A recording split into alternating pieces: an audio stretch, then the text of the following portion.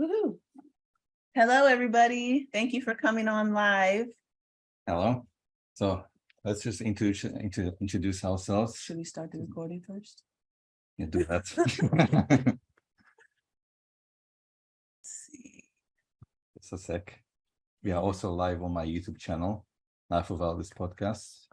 The computer going to the cloud. Cool. So let me introduce myself. I'm Elvis Tadlanek. I'm the founder of Vitality, and I'll tell you a bit more about myself during my talk. Thank you very much for joining us. This is my co-host, Anjani Siegrist. Hello, everybody. You're going to see me looking down, but it's because if you have any comments or anything like that, I'm going to be chatting with you in YouTube and also on in here in Zoom. I'll be chatting. So if you have questions, I'll be paying attention to you on here. But you will see me looking down sometimes so I can engage with you in the chat.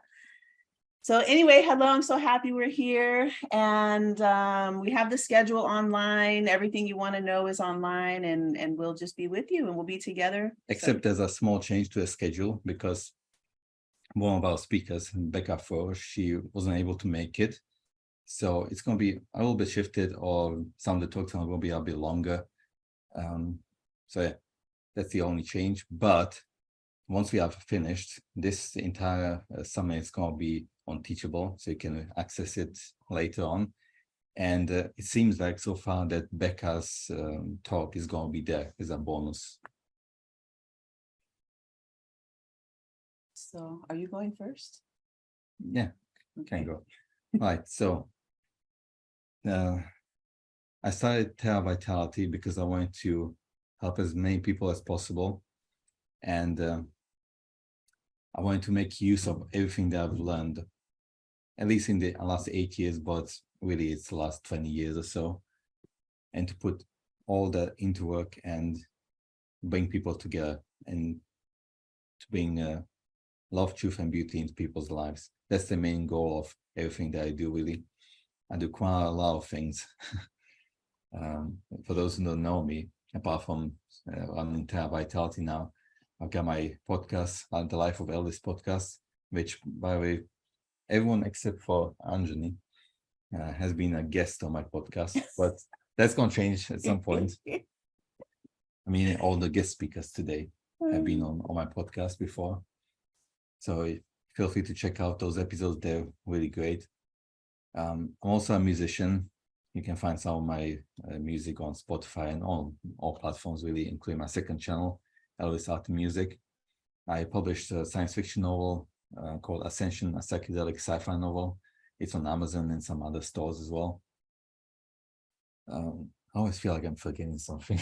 Probably. But anyway, it's fine. So with this summit, there were quite a few reasons why I chose the theme, and I really like the idea of giving all these people that we can go have speaking on this event the same theme to talk about and see what they come up with. I already heard 3 of the talks that are pre-recorded, and they're all so different, but they're all really amazing. So, but I haven't heard obviously the live talks, and some of them are going to be improvised, and so I'm really looking forward to. But the reason was that there was someone really close to me who I saw that their past had too much of a hold on that person, so they couldn't really receive what the universe is giving to them. And to be fair, there was also part of my journey over the last 8 years, even just like 2 years ago, I noticed that how much some of the past from the way I was brought up, and you know, I'm originally from Slovakia. So for example, the way my parents managed money, which they didn't manage very well, put lightly, how that even in my late 20s and early 30s, it was still affecting me so much. And speaking of my family, even there I could see how much of their past patterns, their thinking, and whatever happened to them decades ago had such a strong hold on their life, so they couldn't make positive change and just move forwards and, you know, get past everything that was holding them back. So that's the main reason why I chose, main reasons why I chose this topic. And okay, so yeah, like I said, I'm super happy to have everyone here, both guests, our attendees. So I'm really excited about this. Now, I guess I'll start with my talk. Right? Yeah.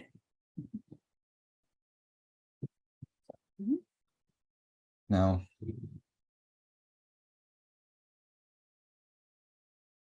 I've older.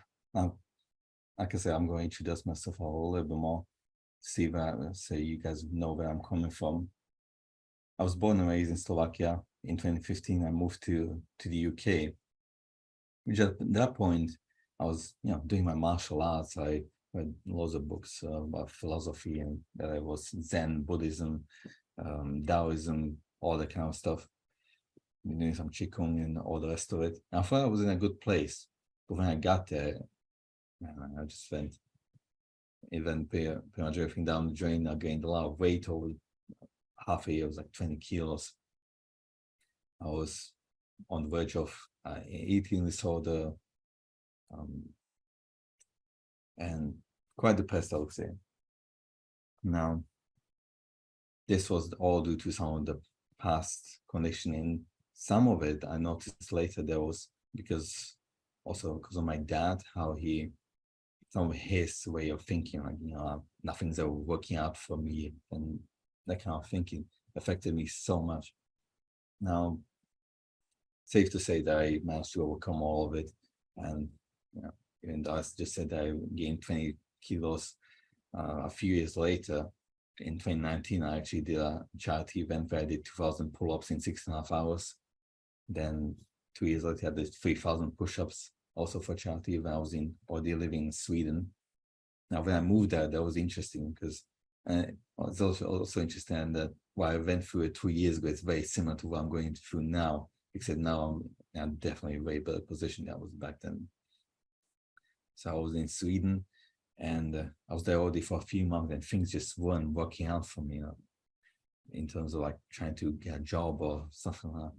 And that's when I realized all the ways how some of my past conditions were affecting me. But I realized that if I wanted to really do what I know I'm supposed to do here, and to do better in life, I had to, first of all, open myself up more. That's why I started my podcast, Life of Elvis podcast. That's been some breaks, running for 2 years now. And on the other side, like I said earlier, I noticed that the stuff that I saw especially my dad struggling with money until his last days, really, that affected me so much. But fortunately, I managed to open myself up more, which I'm doing even more so now with this event and everything I'm doing with Vitality. And things really worked out for me. And the craziest part was that when I did these changes within me, even the external, somehow, things that were just totally out of my control started working out for me. And that was a very interesting experience, and I'm so happy that I went through it, even though it was tough at moments. Now, throughout the years, like I said, I read through lots of books, and because I always knew, from pretty much since I was a kid, there's more to life. There's more to life than just going to a job you don't like, 9 to 5, and just paying bills and trying to distract yourself from, you know, having a not very meaningful life. I knew there's more to everything. So I was searching, I was reading, and at the beginning, since I started with martial arts, that was my gateway drug, let's just say. Well, because of obviously all the martial arts I was doing were influenced heavily with the philosophy of the East, whether it was Buddhism or Taoism. So I studied that, and then I got through philosophers like Krishnamurti and Dzogchen and all sorts of other things. Now, the thing is with breaking free from whatever is holding you back from the past, do we want to just recondition ourselves and repurpose the little cage we live in, or do we really want to break free from it?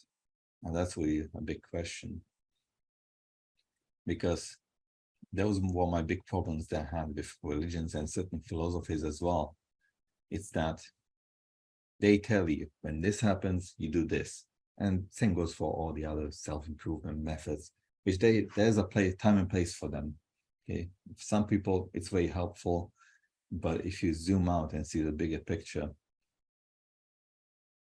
if you try to solve one problem with one solution, what happens? Let's say you have 10,000 problems, you have 10,000 ways and methods and how to deal with every single problem. What happens if you get another one that's totally outside of the box?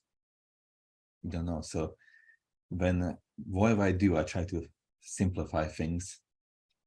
Part of it is just being lazy, to be honest, on my side. With my job, I always try to find a way how to make things easier and simpler. And same with this. I don't want to be carrying around all these in my head and all these methods and teachings and everything. It's really just when you look at it, it's still just stuff you learned in the past that's still affecting you now in a certain way.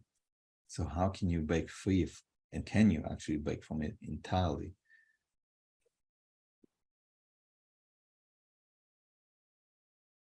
I would say it is possible. Let's go into this. We carry on so much trauma, memories from the past and everything. And the question is, something bad happens to you. You carry the hurt within you. Who is the person that is hurt? Who is it? Now, many times when speaking to certain people, or when you look at what's happening in the culture around us these days, the answer is, this is just me. There's nothing you can do about it, nothing I can do about it to change it. It's just how I am. Now, is it really true? I would say no, because everything in this universe is impermanent, and something that in our Western culture, it's hard to wrap our hands around it. And we like to just look away from the fact that everything fades. Your memories, they are such a big part of who you are. They fade away, and you're gaining new memories every day. All the stuff you learned from the past, it's fading away, and you're learning new things every day, or at least I hope you are. Now, your body, we also think that we have one body throughout our entire lifetimes, but fact of the matter is, the atoms in your body are most of them are not much older than 7 years. So everything is really about yourself, the way you act, the way you think. It's not permanent. And one day, when we reach our last day, it's all gonna go away. Everything you ever owned, everything you ever thought, you can't carry on with you anymore. So is there anything that is actually permanent? If you strip down to the very core of your being, who you are, you can, like I said, all these things that we tend to point at, this is me and this is you, that are impermanent. So if you strip down, the only thing that's left is just awareness. It's there, no matter what you do. You don't have to do anything to be aware. And it seems like this awareness, this consciousness, is actually the only thing that lasts. And it might even last beyond the death of our physical bodies. And one of the aspects of it is pure love and compassion. Now, that's a topic for an entire another talk, but all the division, all the hatred that is within us, that's learned thought. And I've noticed that, and that's something that you can see even in other philosophies, whether it's Zen Buddhism, Taoism. It's not about gaining from the teaching something. It's about giving up, getting rid of what's not essential, because underneath that, all these layers of the ego, there lies the true self, which has no boundaries really. There is no separation between me and you. That's just the ego making things up so that in this reality we know which mouth to feed, but that's about it.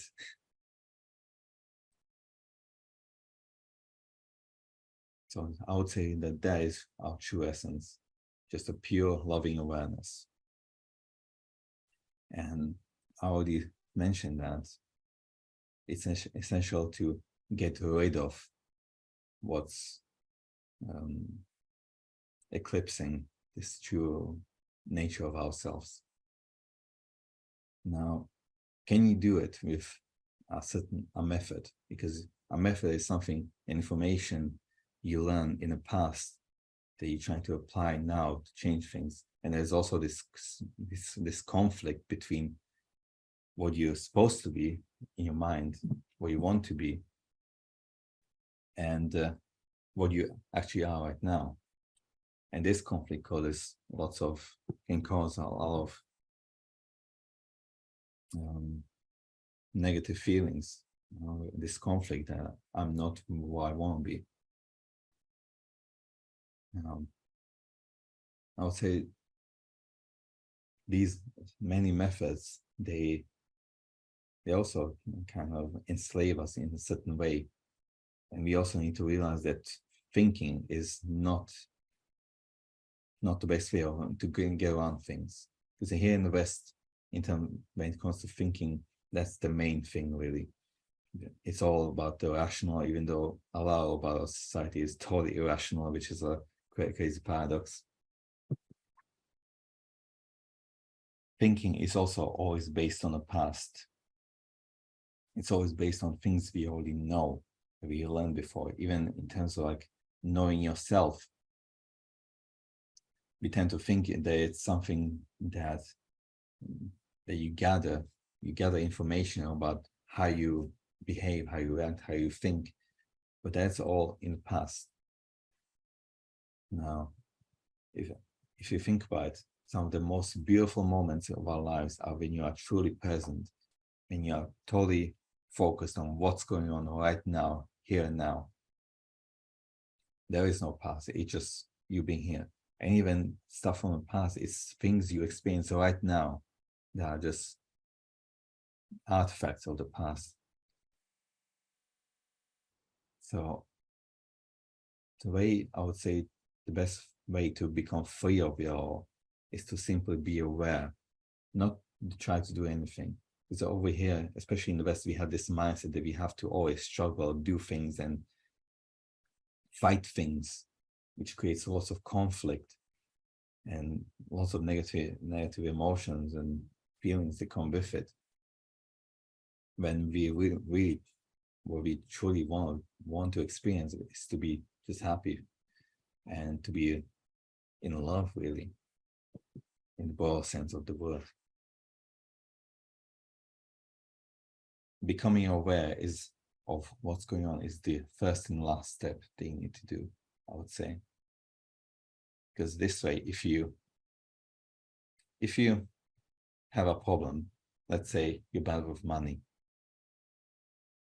you observe it, and usually what happens, we tend to, especially in the West, we tend to accept or reject everything immediately. Now, that's going to cause also a certain condition that goes into the future, because you accept or you reject, doesn't matter really, it's two sides of the same coin. The more likely you're going to do the same in the future as well, because we are, at the end of the day, creatures of habit, right? Now, meditation is, I'll say, the way to go about it, because true meditation is not just sitting like I'm sitting now in a cross-legged position, lotus position, or whatever fancy thing people do. It's just being present, letting things pass. As in Dzogchen, or Tibetan teaching, they say you have to let all the feelings, thoughts, emotions spontaneously self-liberate. It's like watching clouds on the sky, just go past. You're not trying to hold on to them, you're not trying to make them go away, and you do the same with whatever's going on internally as well as externally. You don't hold on to anything, and this way, even the tendencies of the past become weaker because you don't react upon them. So if you're used to rejecting something, I don't want this reality to be like as the way it is now. If you don't reject it one time, you're going to be less likely to reject it in the future. And suddenly you're free from it.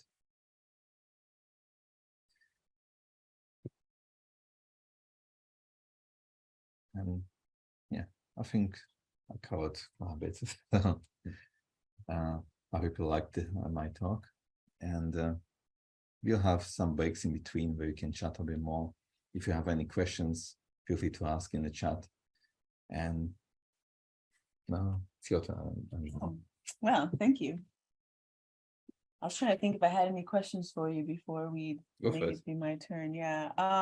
In real life, like in your real life, how does that last thing you talked about, like watching the clouds, like how does that work in your real life when you're finding yourself in a situation where you are struggling or something is heavy or something is challenging for you? Because I know it's so nice to say like, oh, it's just a cloud like going through the sky, but it feels like a tsunami inside your body at times.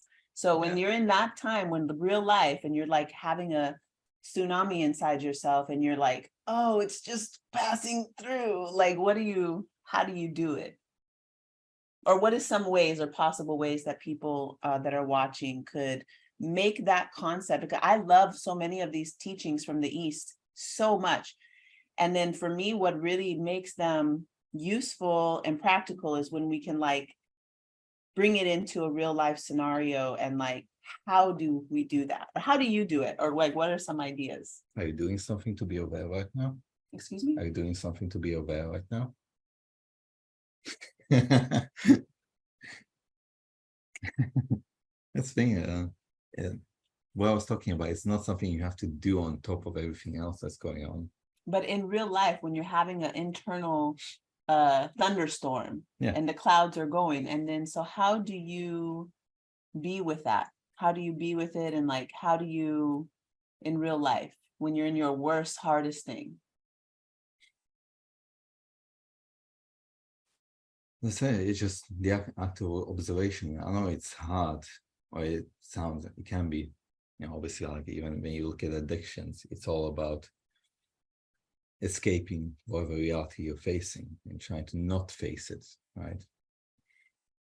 But you're going to be aware of what's going on no matter what. You are conscious, you are alive. That's the essence of what you are, really. You are a conscious living being. You don't have to exert any energy, extra energy to be aware of something. It's there, you are there, just be with it. And then you can think, also one thing that helped me for a lot of stuff, this too shall pass. Nothing lasts. All your worries or everything that you're going through, it's not going to last. And it might sound sad, but at the same time, with many things, it's, like over the years, as I went through stuff, whether I was working in really shitty warehouse jobs, where I was getting left by my girlfriend when I was in Sweden, or and just recently stuff that's been going on, because the last few months have been just fucking crazy. Let me tell you right there.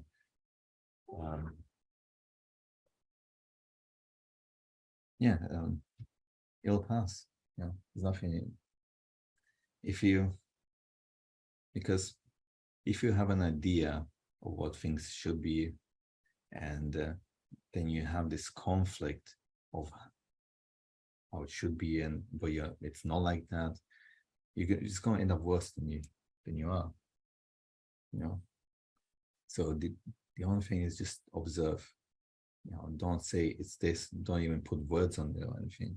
Just observe what is, and you'll see that it'll pass. Does that answer your question? Yes. Okay. Very much.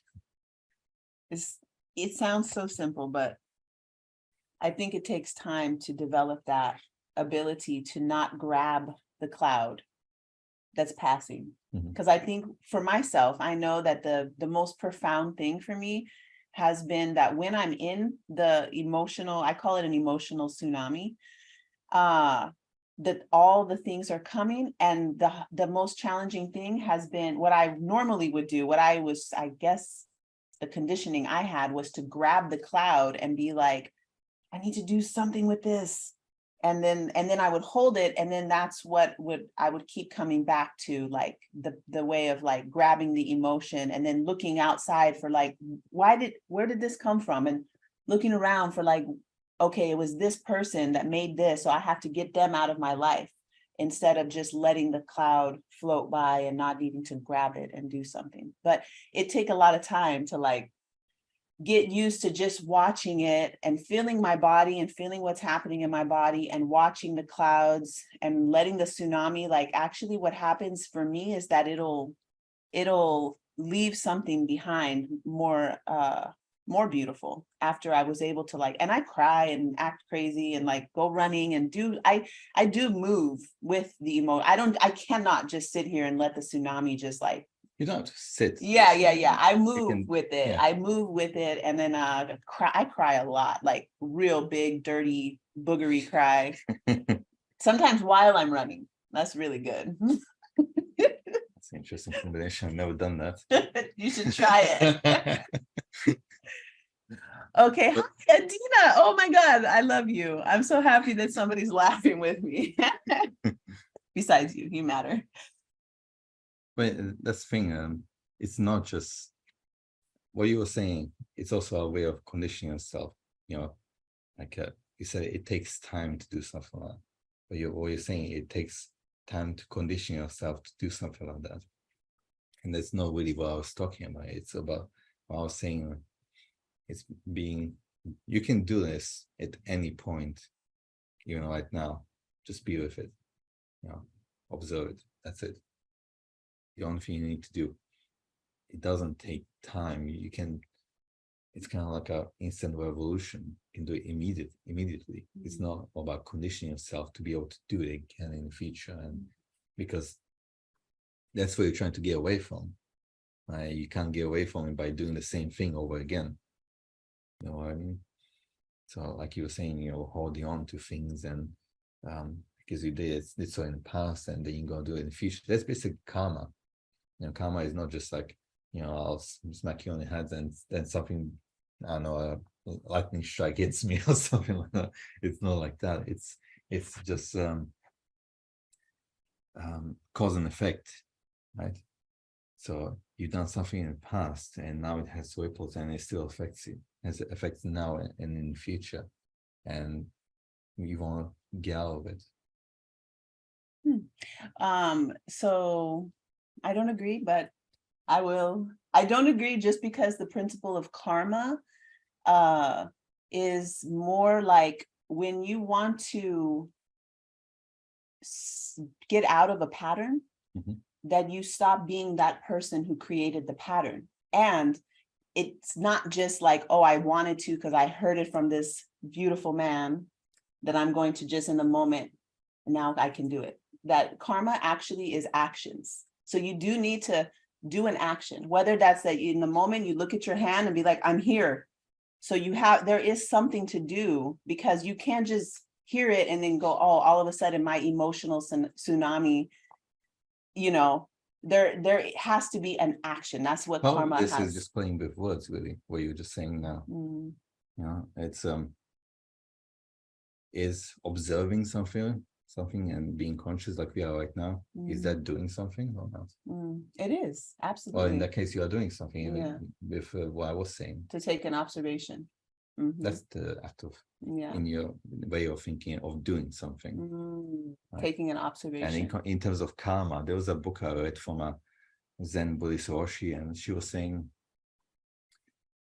that every attempt to explain karma is just a simplification of what it actually is. Yes. Because the absolutely. only person who can actually, well, it's not one person, but only someone who is already enlightened can actually grasp how it actually works. Everything else is just a simplification. Many of the concepts from the East, I feel like that's the truth. Like people will throw the words in and not actually, it's not really, it's hard. Everybody also has their own principle. So when you say karma, people are like, oh yeah, I know what that is, but we all don't really know what that is. So that's just mental concepts and trying to understand things. Trying to understand. There's different ways how people throughout the ages and different countries understood certain things. So they explain things in different ways so that people can actually grasp them. Okay, so anything, let's see. I think somebody used our comment box. Okay, there's the chat right there. Okay, yeah, I love you. Okay, so what I'm going to be talking about for, let's see, 12:45. I'm starting at 12:45. We'll start a little early so we can have a break. So what I am bringing to this event is some of the teachings of Chiron. And that's an astrological, I'm not going to talk so much about the astrology. I am giving away a course that if you want to learn more about the technical things of what I'm going to be talking about today, you can log in. It's I think it's like 3 hours. There's a lot of homework assignments, and there's a workbook that I wrote that you can use the workbook. What I'm going to be talking about is our wounds, our trauma, our patterns in our body and in our lives that repeatedly show up as our gifts. So one of the things that I have really, it's been very helpful for me, is to notice that there is a pattern. Like we all have a thing that is the most challenging thing. So the most challenging thing, like it keeps repeating over and over in your life that you'll like, okay, I have this hard thing with relationships for me, and I'm not making a hypothetical, that is my hard thing. So how many times these certain things are going to keep coming over and over, and I'm like, oh wow, here we go again. Actually I call it a chocolate eclair. Like when I see the person, I'm like, oh, I know it looks like this, and then this thing's going to happen, and it kind of plays out like a pattern. But in our birth chart, there's so many tools that we can use to understand what the pattern is and understand what the lesson of it is, so that we can grab the lesson and actually use the gifts. And once we're starting to use the gifts, now the things that used to be, it's really like a mental association that we have, where it's like we're saying the word trauma, we're saying the words wounds and pain.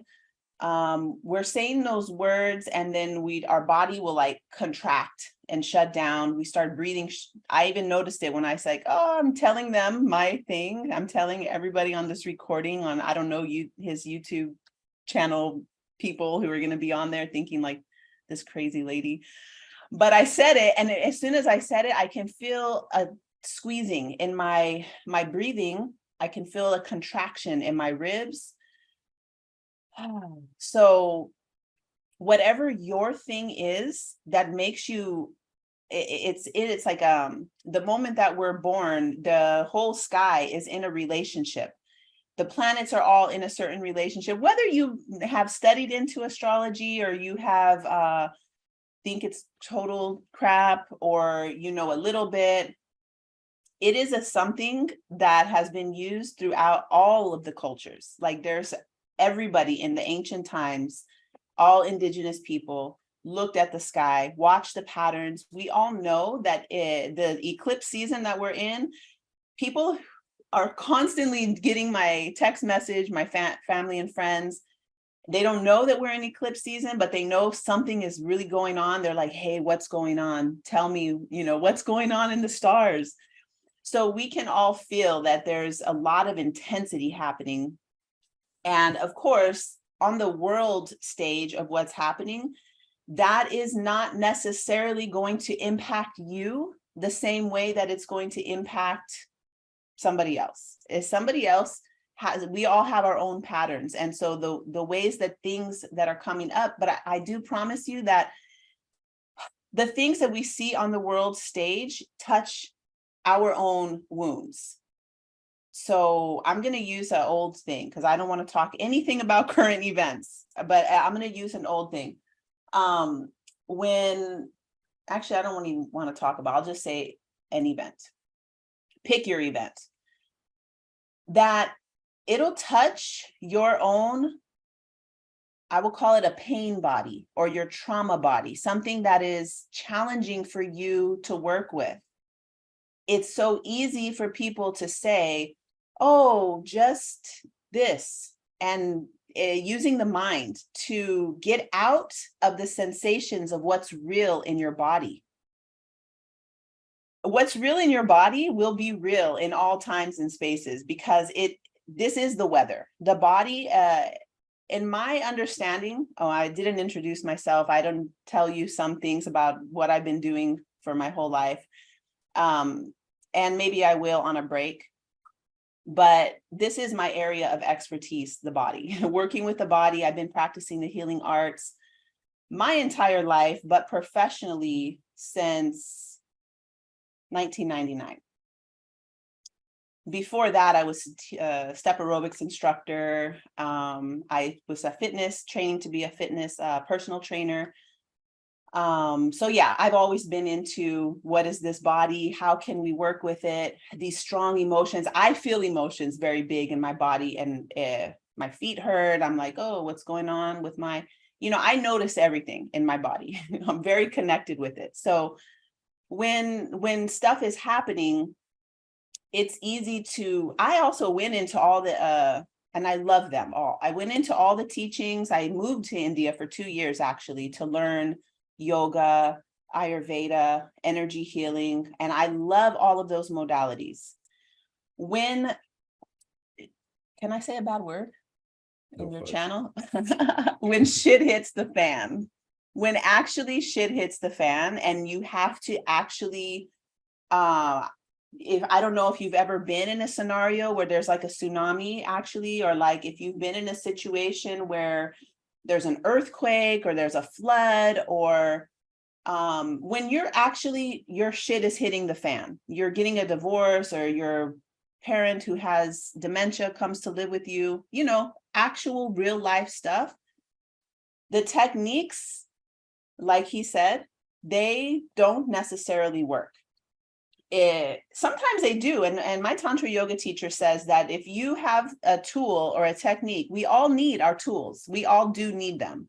Every electrician needs their tools. Every human needs their tools for how we're going to work through and get through life. It's not like you have to get through it. Life is a beautiful experience. But there are, when your shit hits the fan, what are you going to do? How are you going to engage with the reality of how your body is experiencing the world?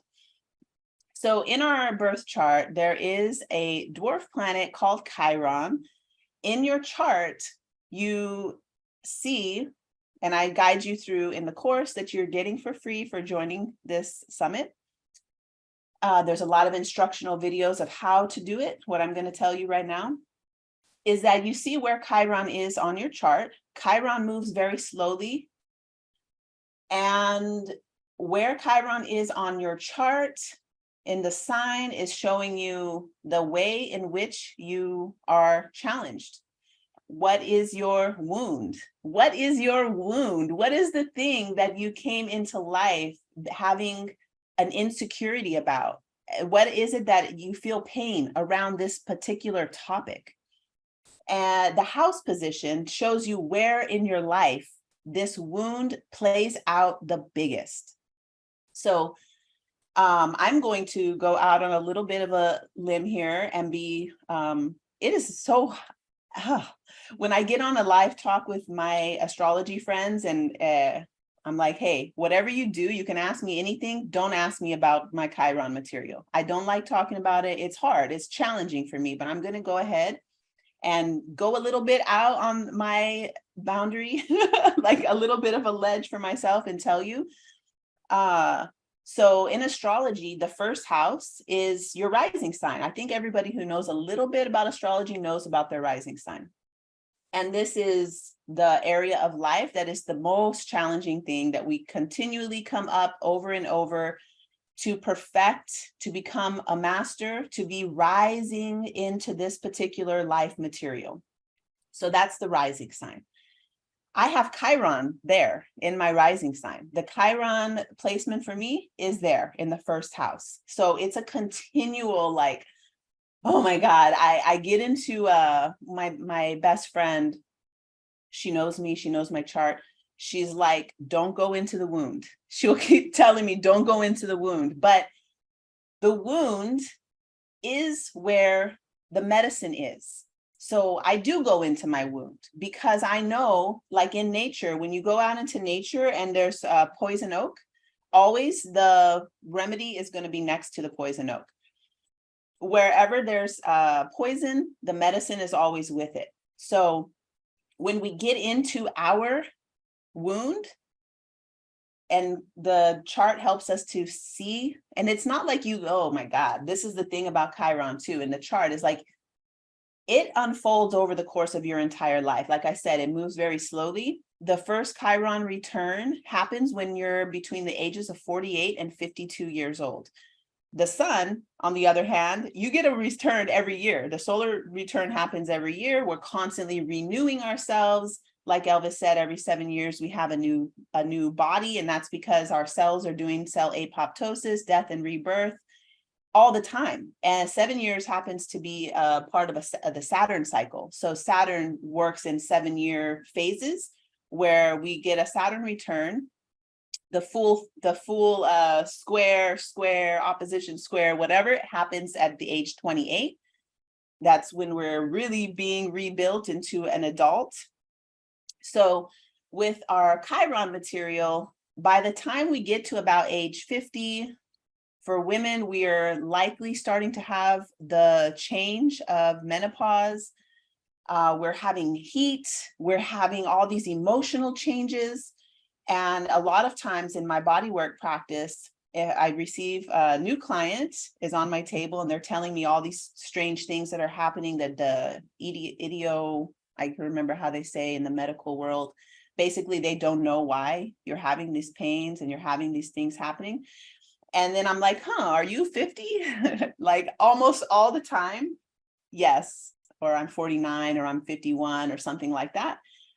So in the experience of going through our wound throughout our entire life, before we reach 50, I'm only a young 44, I'm getting close to the Chiron return, but I have known I have known about Chiron since Chiron went into Pisces. That was like 2011.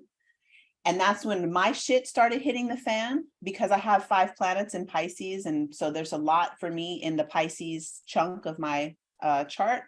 When Chiron moved into Pisces, all the shit hit the fan. And that's actually when I started reading astrology professionally, because I started taking it more serious, because I was like, what the hell is going on with my life?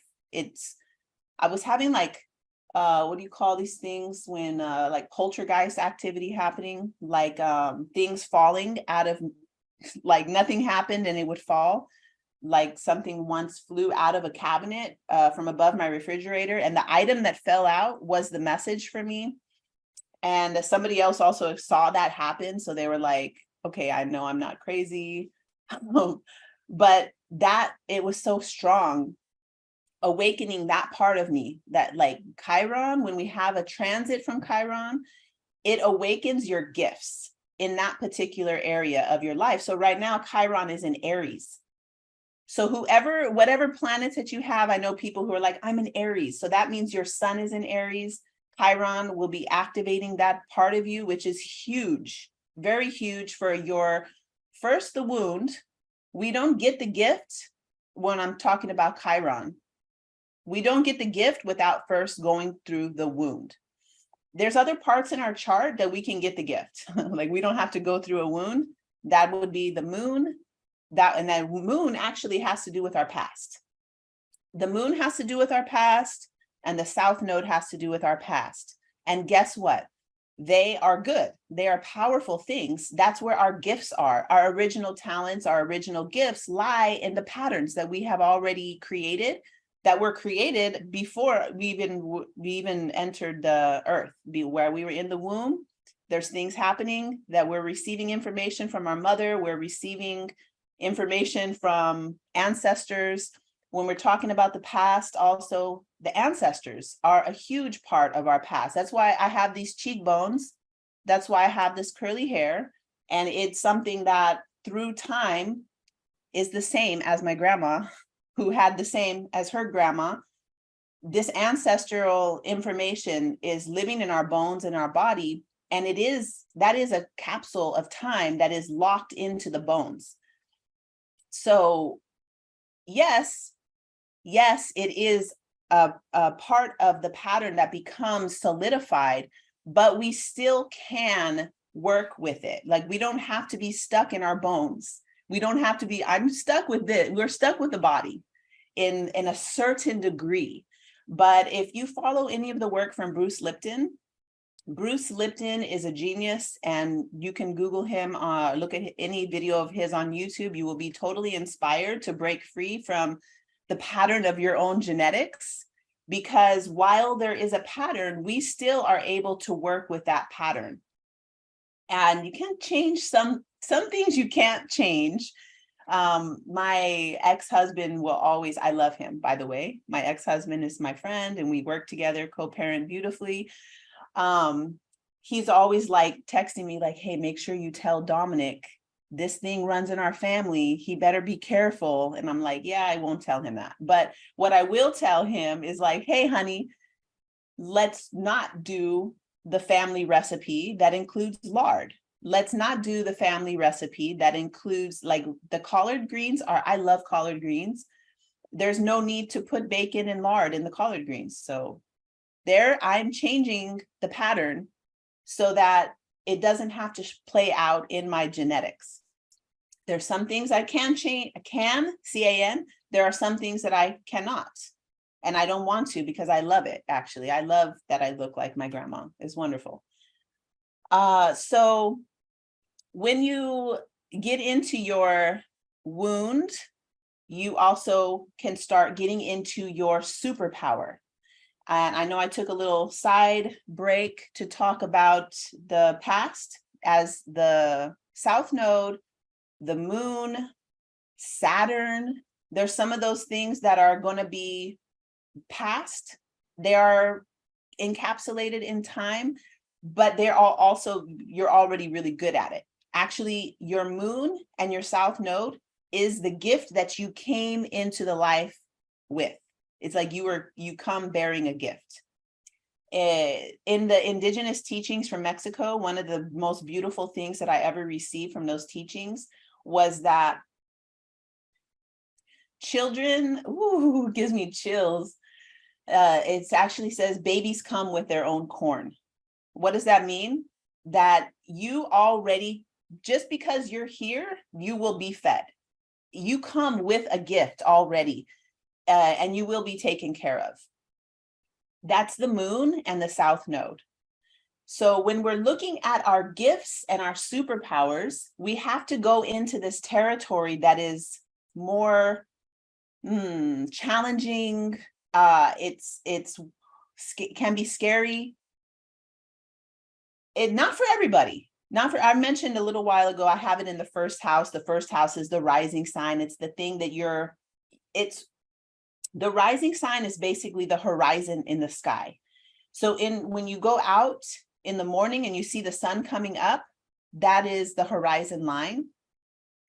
Whatever planets that you have in the first house near your rising sign, this is part of your gifts. This is part of the tools, what I call your main teacher. And I have a really good friend who has 2 planets that are big planets. And big planets means anything beyond Saturn's boundaries are considered to be, those are the planets that are moving the entire collective.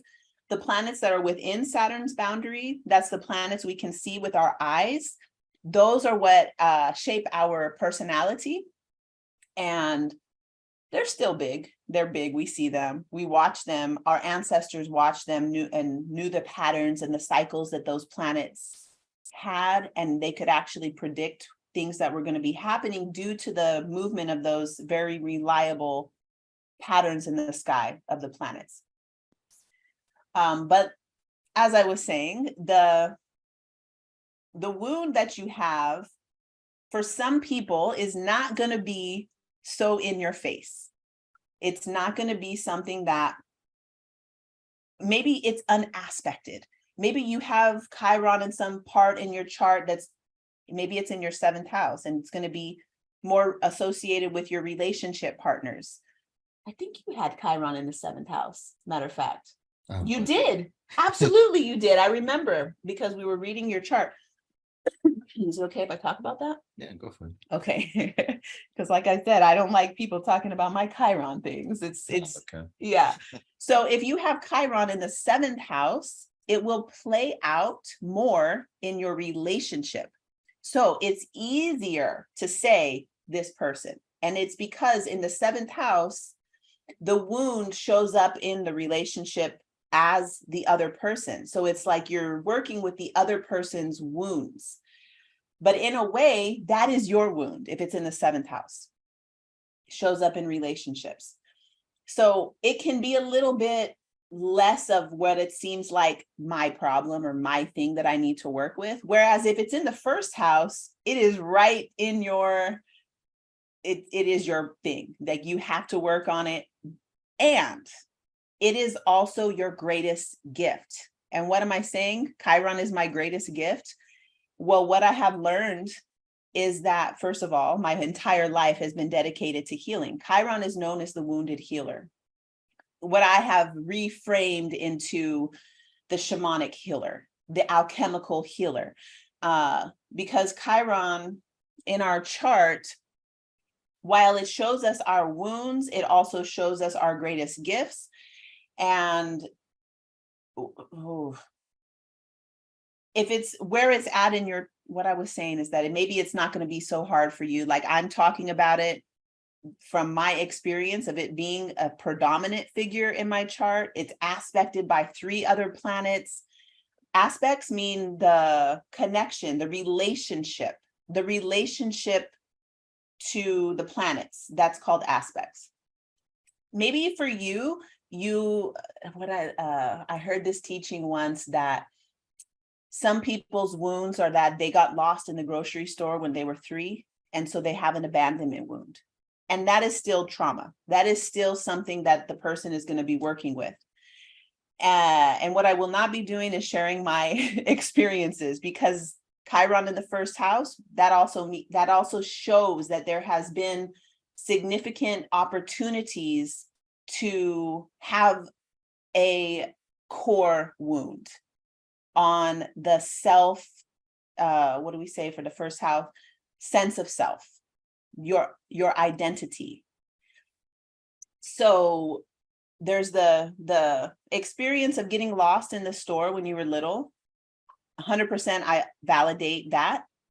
There is the experience of your parent being abusive or an alcoholic or something like that. That will shape something very core in you. There's an experience of losing a family member at an early age. There's an experience of losing multiple family members at an early age, to crime, to murder, to sudden infant death syndrome.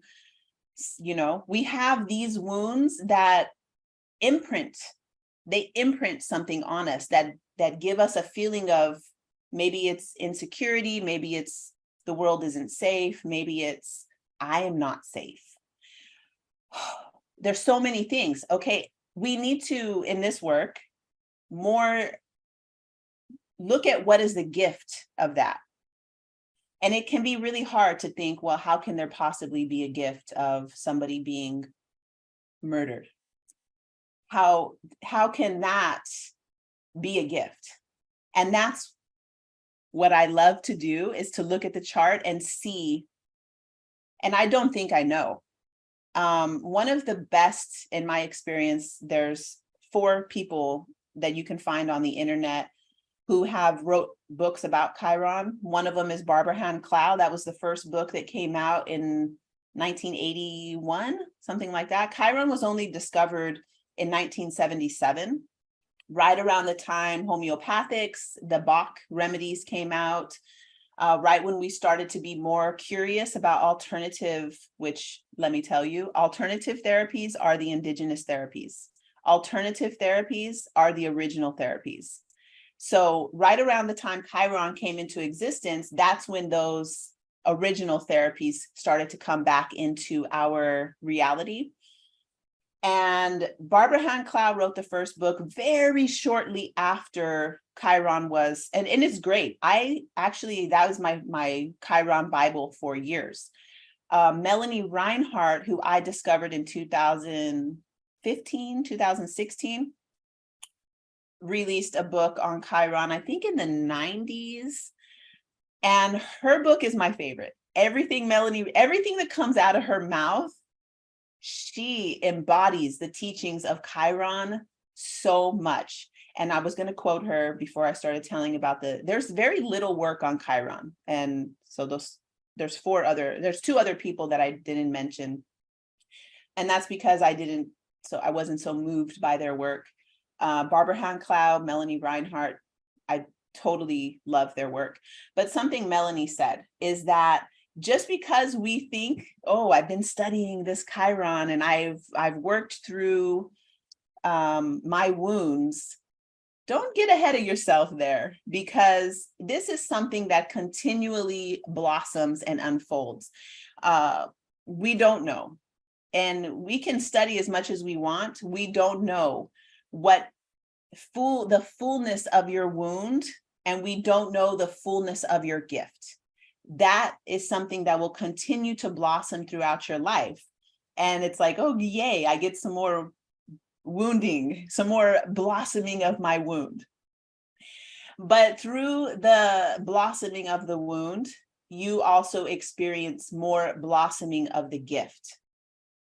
So let's see if there's anything else I want to say. So one thing that if you were to come to me and ask, hey, can I get a reading about my Chiron wound?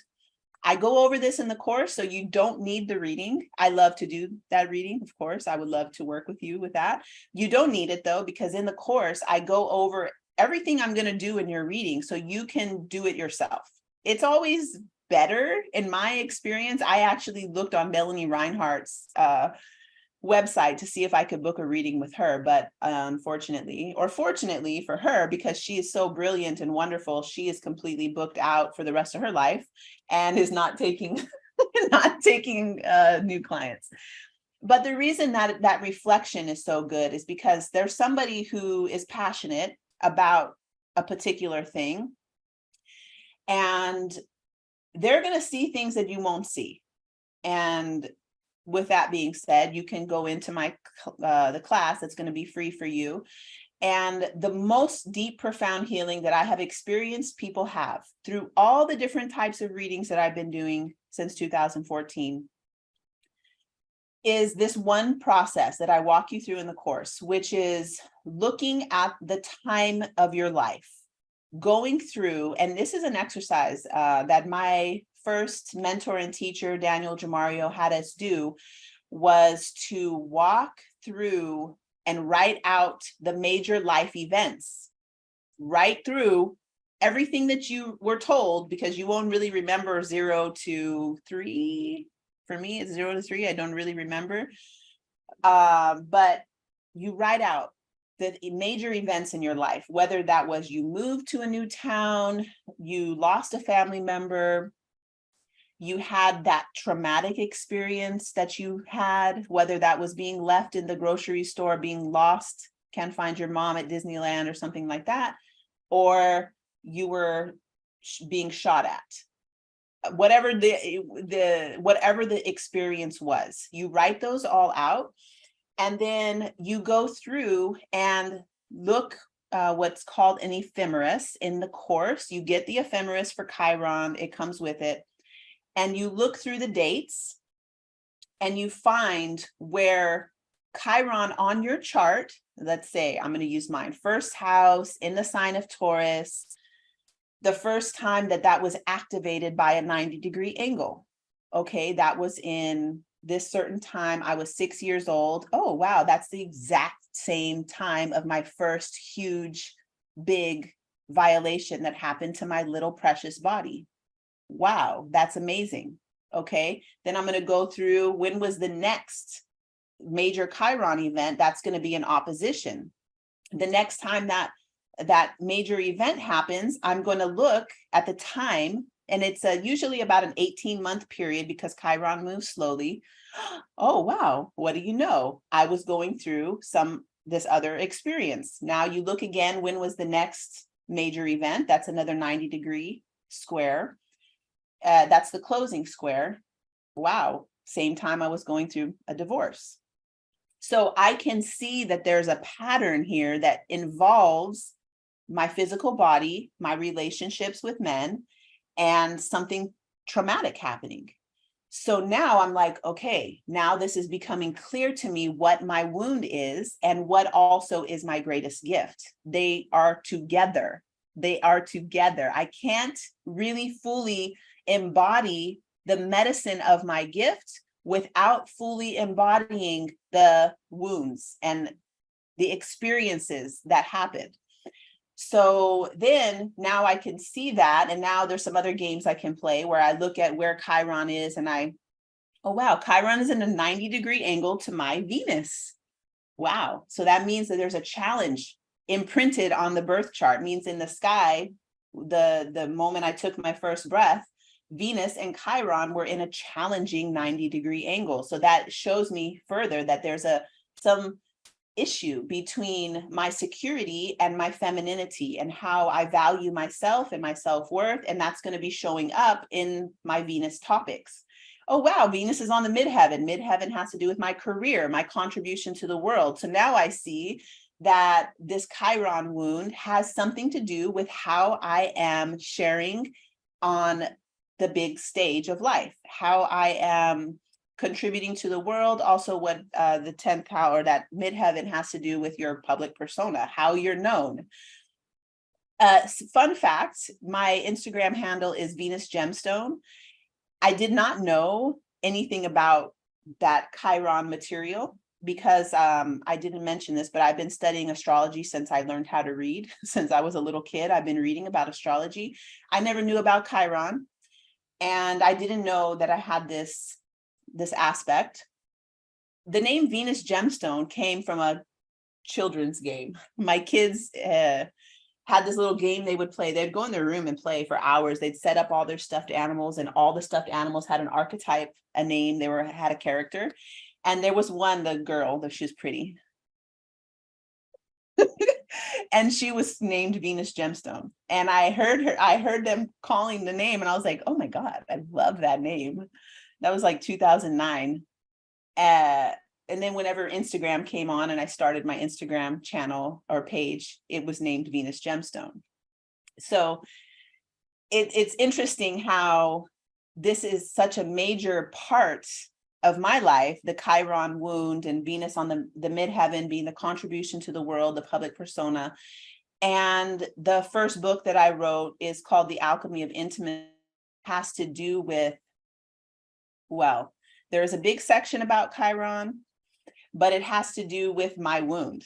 My wound is my gift, and your wound is also your gift. So as you're going through life and you're experiencing challenges, from your wounds, I am here to let you know, go through those. Don't try to avoid them. Don't try to, what's the thing we do where we'll, I'm doing it right now. When I'm watching something that feels sad and scary, I'll cry. And then I will just imagine that I'm only crying for that.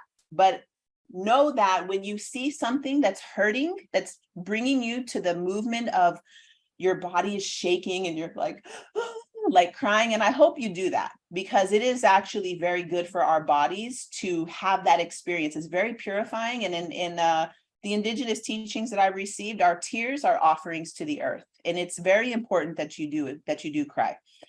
But when you're doing it, that you don't just think, oh, that outside of me is so sad. Oh my gosh. No, you're touching your own wounds, and the external things that are happening are giving you an opportunity to touch something that you have either been afraid to touch, you didn't know how to access it because you have been living from here up. You can often hear in people's voices when they're living from here up, often there's a squeezing. Fela Kuti had in one of his songs, he said, talk with your whole mouth. And so it's like, let your energy move from the lower part of your body and move up. But oftentimes people are living from here up and they have this high voice and they're not connected with their rest of their body. And it's easy for us to think, because we're thinking that we're sad because of something that we're watching outside. But what we're experiencing on the outside, whether it's a death of our pet or something that we're recognizing happening in the world, that it's touching your wound and you're able to cry, and don't think that it's not your wound, that your own pain body is being activated. So I started at 12:45. I think my time is over now. So if you have any questions about Chiron, any questions about anything that I've said, I would love to answer those. When's our next person? 1:15. Oh, perfect. Oh my God. Just on time. Perfect. Yeah. Yay. Okay. Let's mute ourselves. Yes, a bit.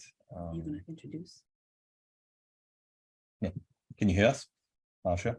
I certainly can. Just be a bit louder. Well, yeah, thank you very much for coming. Well, I'm delighted to be here. So thank you for giving me this wonderful opportunity. Today, I want to share with everyone a method that has been shared with me about how you can let go of some of the pain that you may be carrying around from the past. And it's so important that we let go of the negative and take only the lesson moving forward. So my work is to help people clear and heal the energetic heart space.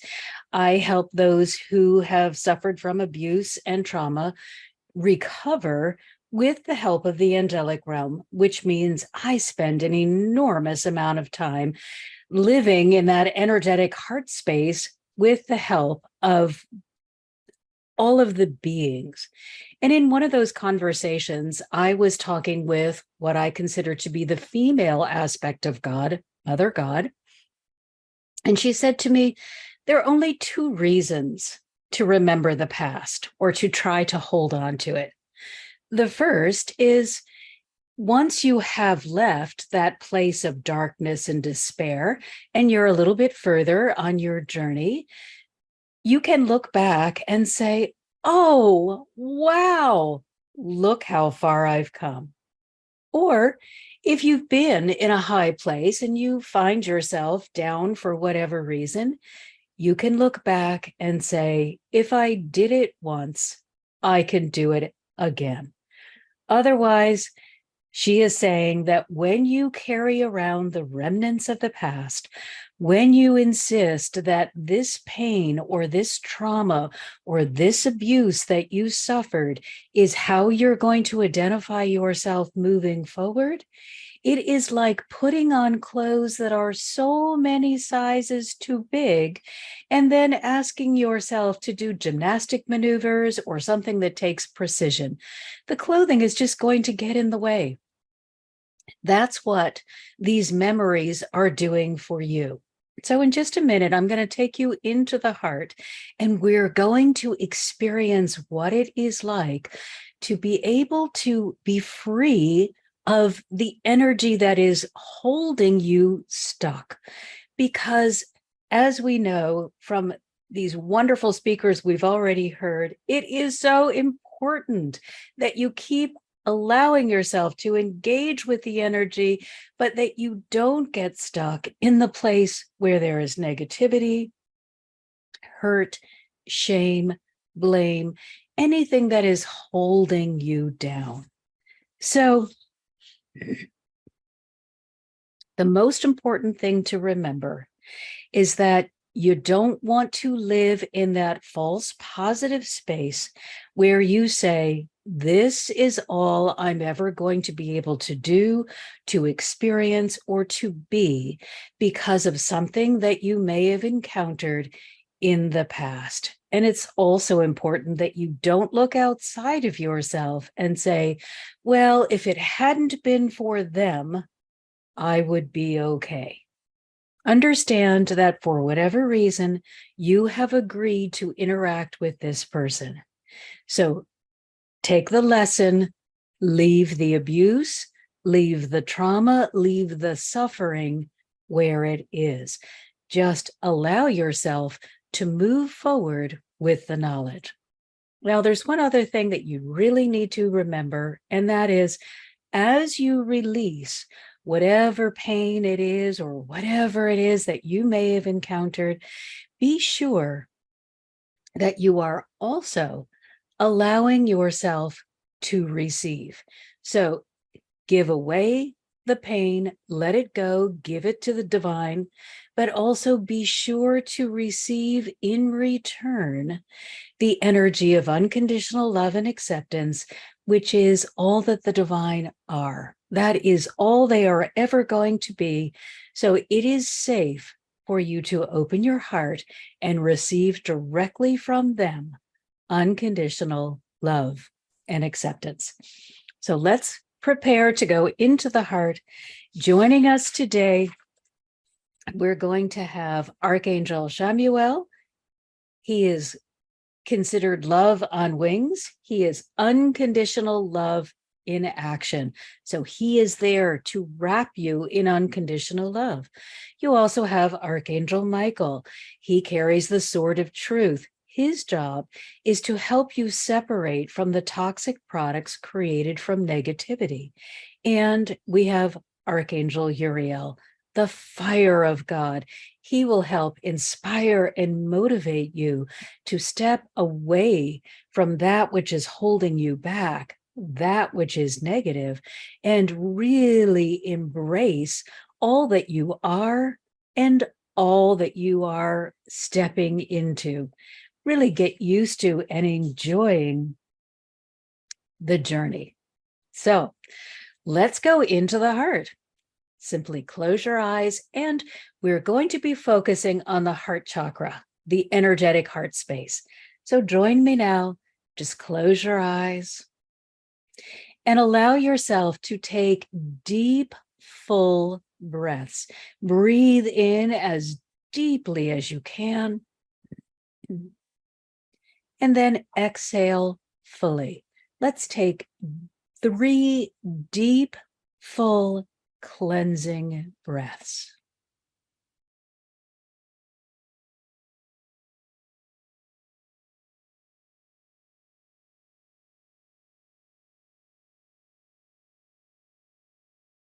You may begin to feel energy in the heart chakra.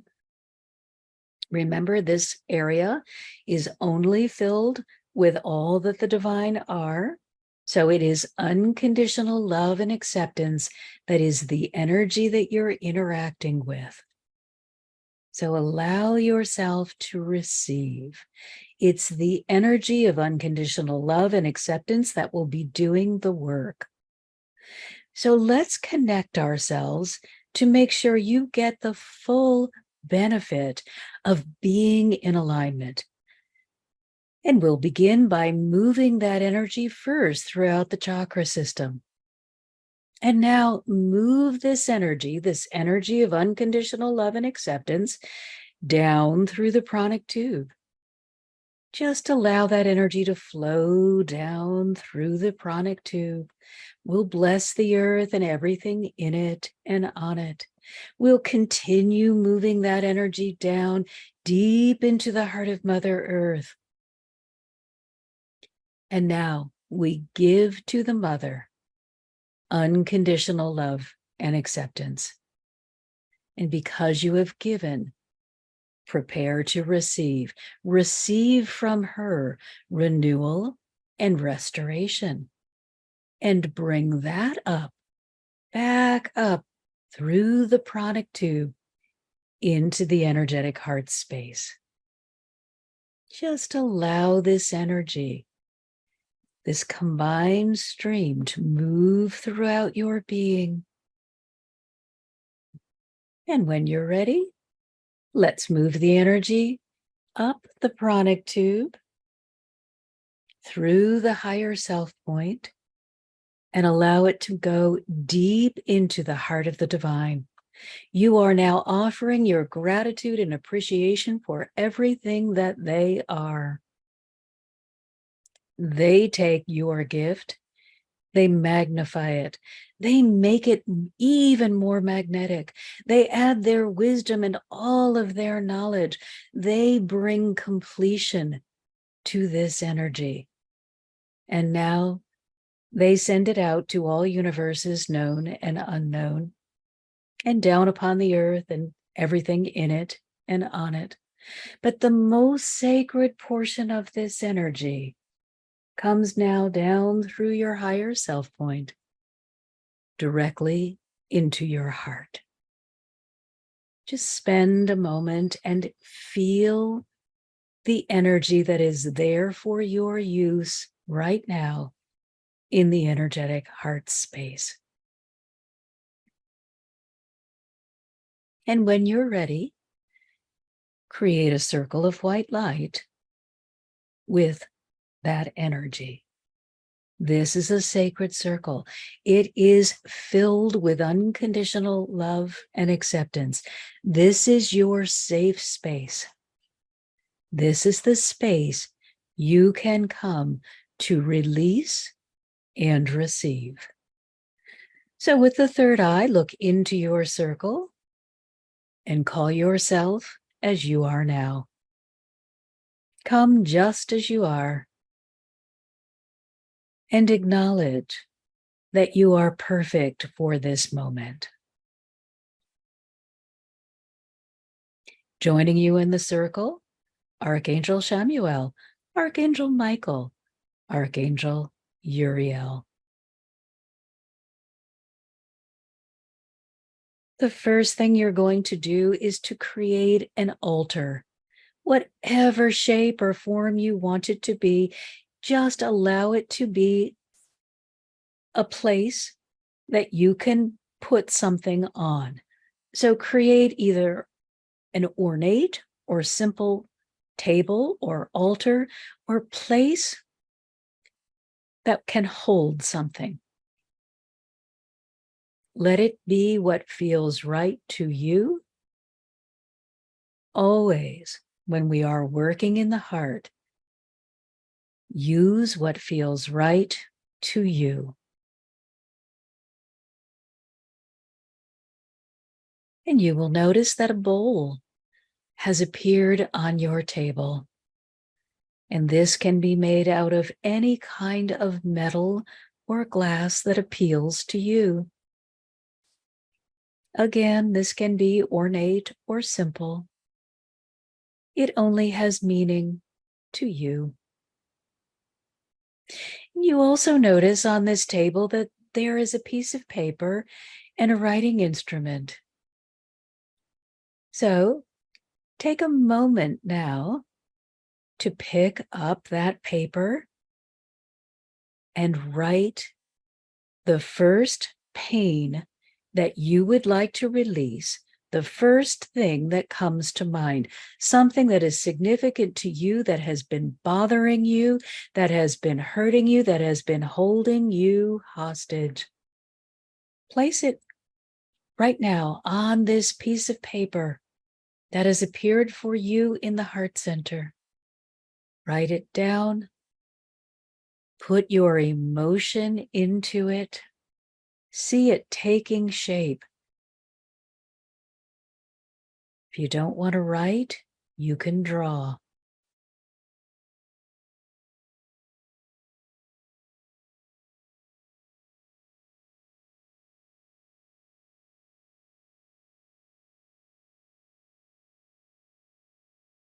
Fill the page with emotion. Don't try to be an observer. Feel what you felt at that time. Feel what was happening to you or what is continuing to happen to you. Put down everything that is causing you distress about this situation.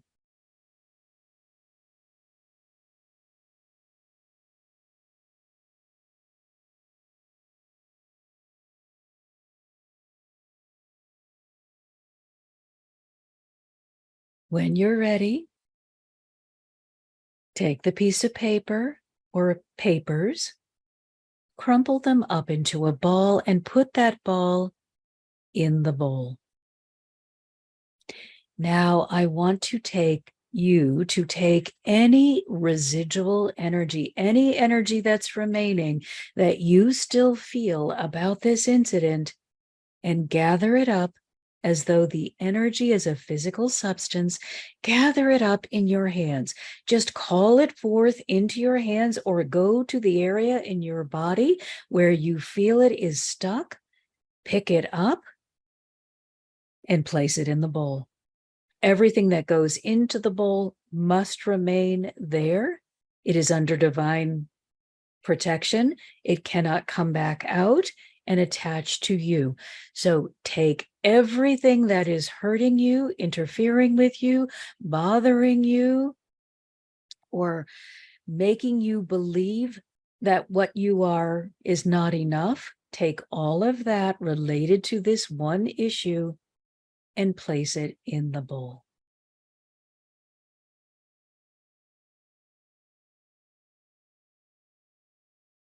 You are not alone.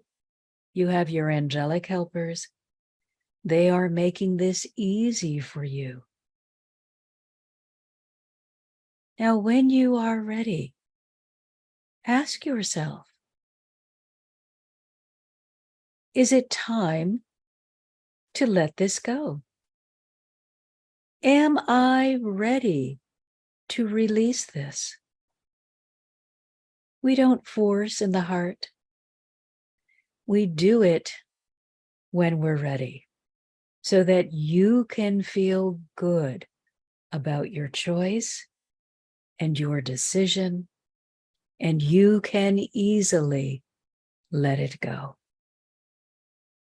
If you are ready, pick up the candle that has now appeared on your table. It has already been lighted for you. And light all of the material in the bowl on fire. As it burns, allow your physical being to be released from this negativity. Archangel Michael is here with you now. He takes his sword of truth and releases you from the energy that is changing form in the bowl in front of you. You are being symbolically released from the energy. That which you placed in the bowl is transforming right before your eyes. It cannot stay in the same form of negativity and hurt and pain that it was holding on to previously.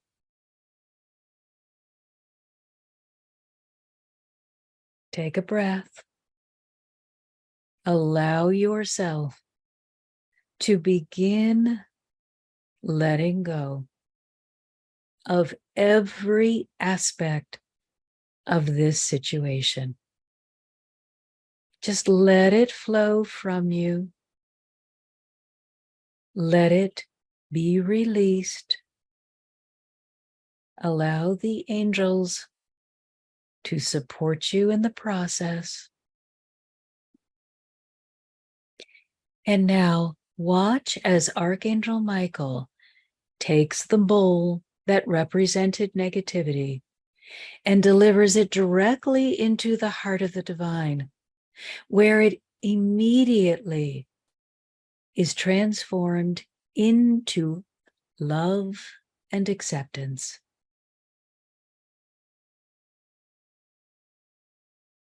And now, tilt your head back, open your chest up, say yes to receiving, and allow that heart chakra to receive this beautiful love and acceptance that used to be filled with pain, that now represents the love of the divine pouring forth from their heart into yours. Allow this energy to fill you, to uplift you, to inspire you, to remind you you are more than enough. You are always safe and loved. You are never alone. Allow your magnificence to begin blossoming from within you. You are free of the shackles.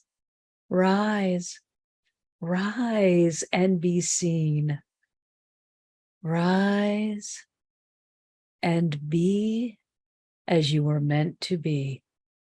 A beautiful being of love, a purposeful being who is willing now to share their truth,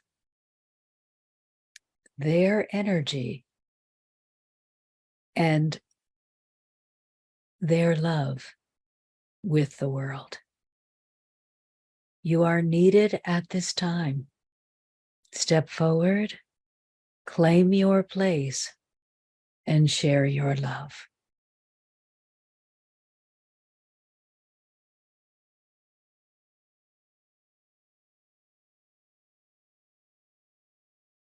Before we leave the circle, allow the angels to surround you and fill you with their purpose, their beingness, their love, their support. Allow yourself to be filled to overflowing. Receive, receive, and receive. The place that the pain used to be in, that space that it took up, hasn't been left empty. It has been filled. Allow it to be filled to overflowing. You are a radiant beacon of love. Go forth now and shine your light of love out into the world. Let us thank our angelic helpers. Take a deep breath and return when you are ready.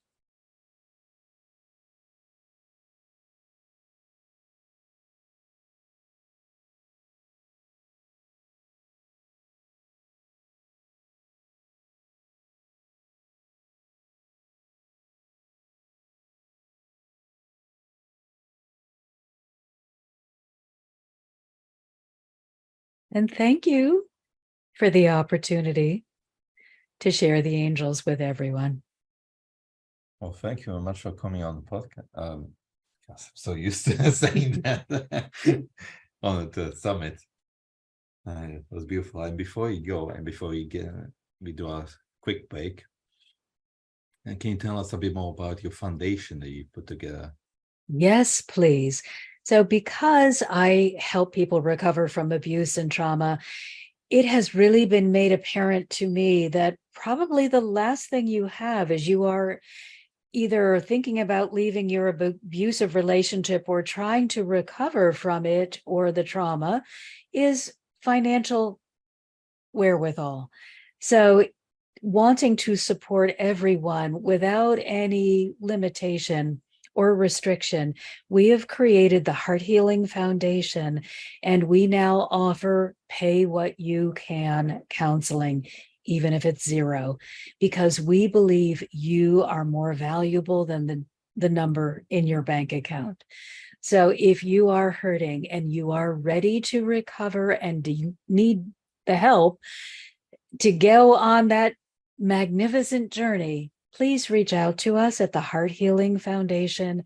And if you can support us with this work, fabulous. If you're not able to, you will still receive the same support. That's beautiful. We're happy that you're doing that. I'm sure it's going to help a lot of people. Well, we have a fundraiser right now, so please go to our website, the Heart Healing Foundation, and give what you can. Every gift helps, and you then become a heart healer. You're going to help someone else heal their heart through your generous gift. Right. You got any questions? Yeah. Do you have any social media handles or YouTube channel or anything that people can follow you and find out about you? Absolutely. It is Marcia Martin, the Heart Healer, or MM Heart Healer. So we are on every social media site you can imagine. And we have a lovely YouTube channel where the angels help us with all sorts of practical situations. What I love most about working with the angels is they don't say that spirituality is some la thing. They help us solve practical everyday situations so that life becomes not just easier, but more meaningful. And that's what we need. Yeah, Yeah. definitely. All right, great. Well, thank you very much again for joining us. That's beautiful. And You are so welcome. yeah, I'm sure it's not the last time you're going to do something like that together. So now we're going to take a 5 minutes break before we get on to the next guest, who's going to be Dave Sheahan, coming to us from Ireland. So we're looking forward to reconnecting with him a little bit. And then we're also going to do a few announcements and a few things I didn't get around to say yet. So stick around.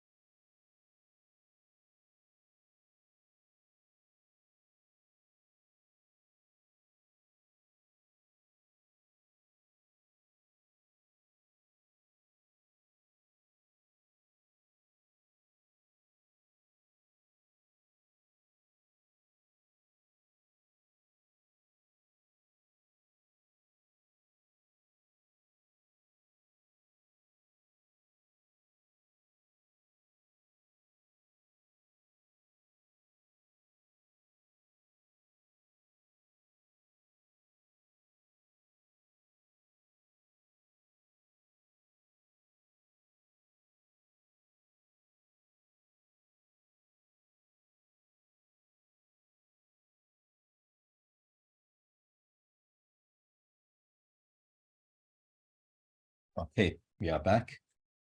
So I just got a message that Tim cannot come. He had an emergency. So hopefully I'll sort out with him so that he can record his talk. And then it's going to be, again, just like Becca's, the talk is going to be like a bonus once we upload the entire thing. So yeah, a bit unfortunate, but so we got Kay on with Dave. We're going to talk to him now. Then we're going to do a few announcements, a bit of a Q&A, and then we're going to go to a pre-recorded talks. Yeah, I have 3 of them. They're all great. So let's...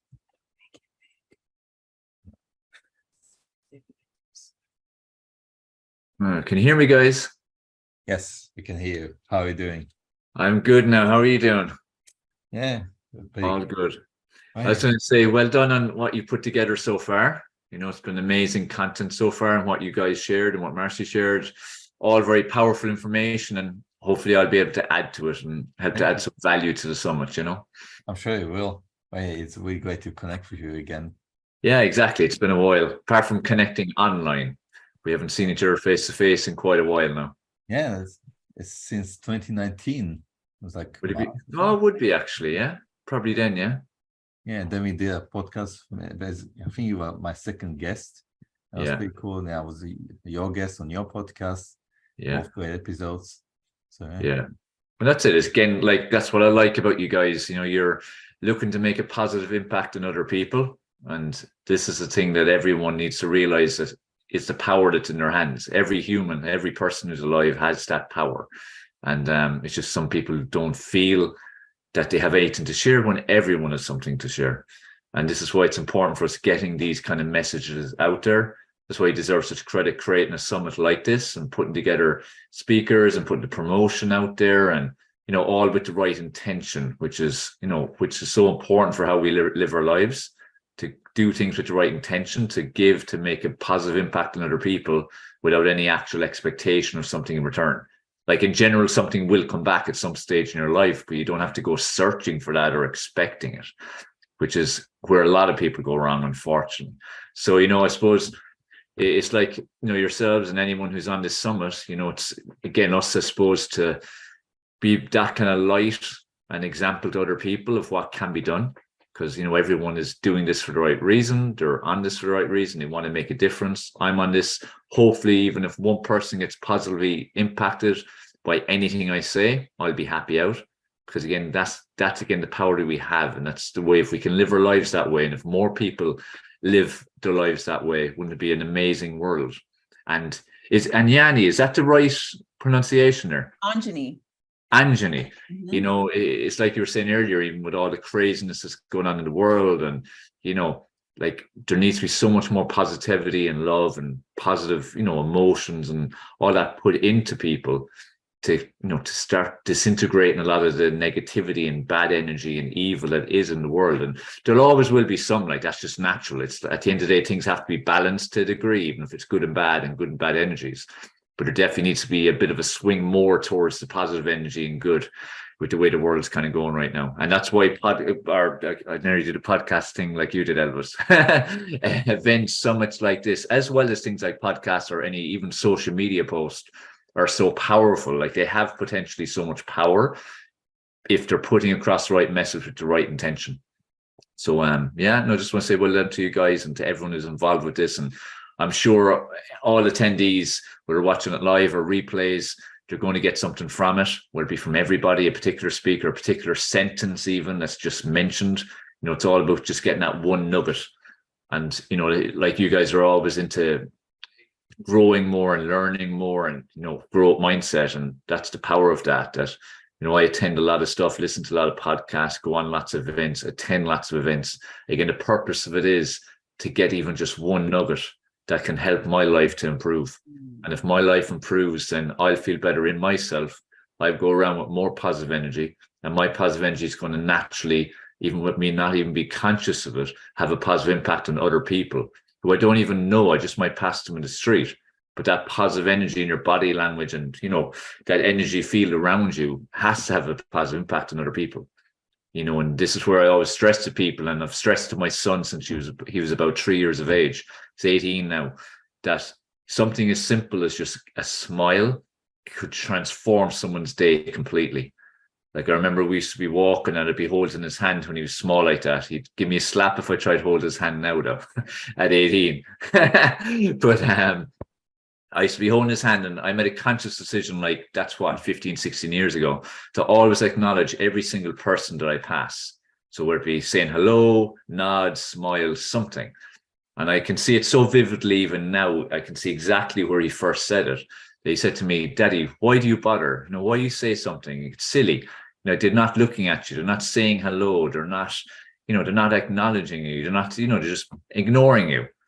I had to explain to him that, sometimes it's not about, again, the reaction. You do what feels right to you. You do what is right, let's say, with the right intention. And you have no idea if that's going to make a difference in that person. That person may be being ignorant, let's say, and just ignoring you. They may have not even seen it, but also they may be having a horrific day and shit may be hitting the fan, as you said earlier.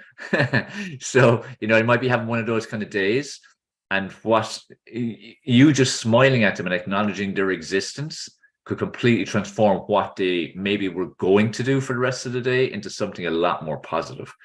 And this is where all of us as humans, we need to live consciously like that, in that we have such amazing power over other people, both in what we intentionally and consciously do, as well as what we unconsciously do.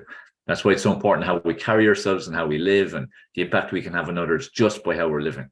Because people observe and they see, and that will stimulate them to do something. And we see that all the time with people in our lives, and like to touch on the whole aspect of, the past and trauma and all these different things. There's a few things I think people need to kind of grasp, be aware of, if they're not aware of, or I suppose in some ways nearly face up to in life, that, definitely in modern society, it's nearly like this expectation, everything should be perfect and everything should be okay and nothing should go wrong. And that's why people really find it so challenging to deal with any kind of obstacle or challenge in their life, whether that be small or huge. And at the end of the day, every challenge, trauma, obstacle, it's relative to the individual. So we're all different in what we see. To what's tiny to someone else could be monumental to somebody else. And that again goes for different types of trauma, as well as obstacles, challenges, any of these different things. But what's important for us is to see that, like, everything happens for a reason. And I've had some very dark times in my life, just as much as I've had some unbelievable experiences as well. And like, that's life. Life is a roller coaster. And if you can look back with a good open mind and to see the possibility for lessons, you can always see that everything happens for a reason. And you can see exactly where something led to, or on the other hand, it potentially could have led to, but you didn't take certain action. Like, you can go back to the action. You have to take action to make a positive influence in your life. But you can see where it maybe went to, or maybe it went to another dark place because of how you reacted and the action that you did take. But it's when you look back, like in the midst of it, it feels horrific. And so I can vouch for that a number of times in my life.